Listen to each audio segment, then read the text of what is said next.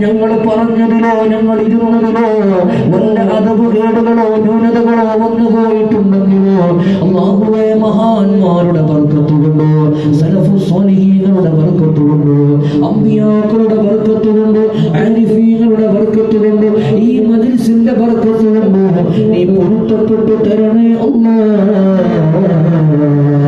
രാജാതിരാജനായ മലിക്കുൽ ജബ്ബാറായ തമ്പുരാനേ, പാപികളായ ഞങ്ങളുടെ പാപങ്ങളെങ്കിലും നീ പുറത്തു മാപ്പാക്കണേ അല്ലാഹ്. അല്ലാഹുവേ, നിനക്കല്ലാതെ ഞങ്ങളുടെ പ്രശ്നങ്ങൾ അറിയില്ലല്ലോ റബ്ബേ, ഞങ്ങളെ പരിഭവങ്ങൾ അറിയൂലല്ലോ അല്ലാഹ്. അല്ലാഹുവേ, നിന്റെ മുമ്പിലല്ലാതെ ഞങ്ങൾക്ക് മറ്റൊരു ഇടമില്ല റബ്ബേ. അല്ലാഹുവേ, നീ ഞങ്ങൾ ആട്ടിയോടിച്ചോ, ഞങ്ങൾ ആരുടെ മുമ്പിൽ പോയി നിൽക്കാനാണ്? ഈ പരിശുദ്ധമാക്കപ്പെട്ട രാത്രിയുടെ നിശബ്ദതയിൽ എല്ലാവരും കിടന്നുറങ്ങുന്ന സമയത്ത് നിന്റെ അടിമകളായ ഞങ്ങൾ നിന്റെ ഖജനാവിന്റെ മുമ്പിൽ കൈനീട്ടുകയാണ്. നീ തട്ടല്ല അല്ലാഹ്, നീ തട്ടിക്കളയല്ല റബ്ബേ, ഞങ്ങളെ സ്വീകരിക്കണേ അല്ലാഹ്. ഞങ്ങളെ രോഗങ്ങളൊക്കെ സലാമത്ത് നൽകണേ അല്ലാഹ്. ഈ മജ്ലിസിന്റെ ബർക്കത്ത് കൊണ്ട് ഞങ്ങളുടെ സാമ്പത്തികമായ ശാരീരികമായ എല്ലാ രോഗങ്ങളും പ്രയാസങ്ങളും പ്രതിസന്ധികളും നീ ഏറ്റെടുക്കണേ അല്ലാഹ്. രാജാതിരാജനായ മലിക്കുൽ ജബ്ബാറായ അല്ലാഹ്, ഈ മജ്ലിസിൽ ഒരുപാട് 10,000 കണക്കിന് ആളുകളുണ്ടല്ലോ. അവരുടെ മനസ്സിന്റെ ഉള്ളിൽ തളം കെട്ടിക്കിടക്കുന്ന ഓരോ വിഷമങ്ങളും നിനക്കറിയാമല്ലോ.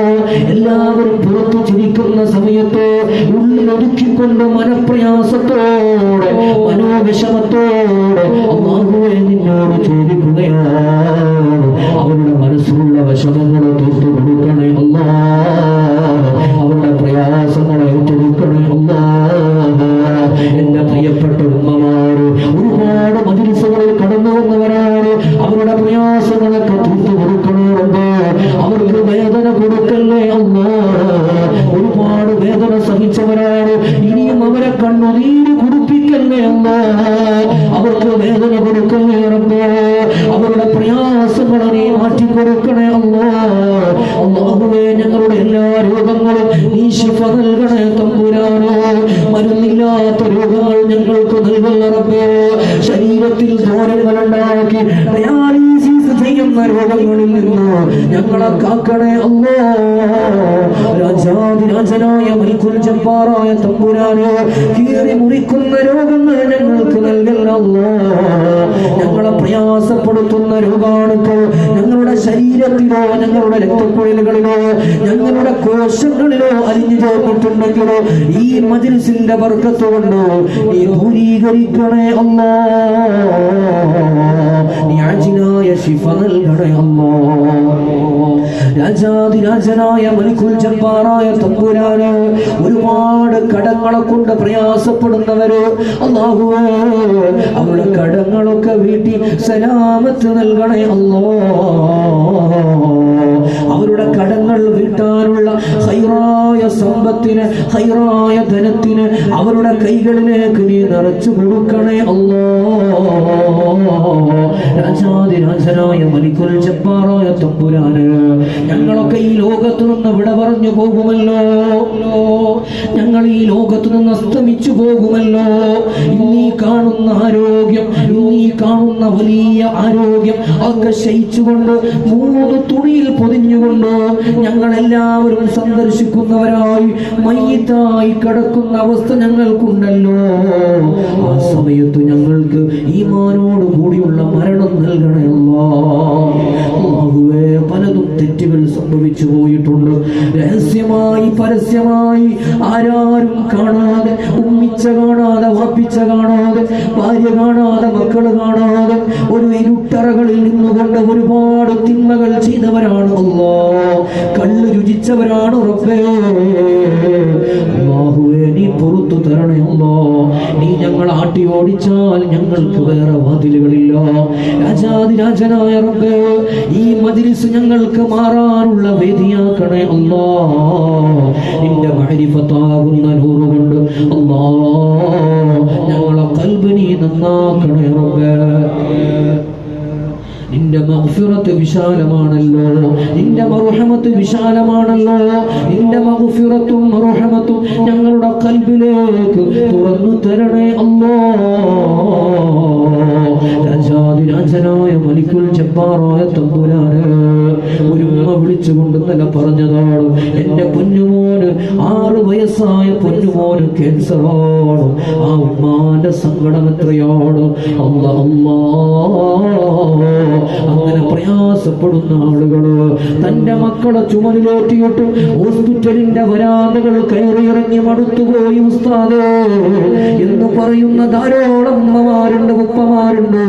രാജാതിരാജനായ അല്ലാഹ്, ശാഫിയായ റബ്ബേ, കാഫിയായ അല്ലാഹ്, ആ പൊന്നുമോനെ സുഖം നീ മാറ്റി കൊടുക്കണേ റബ്ബേ.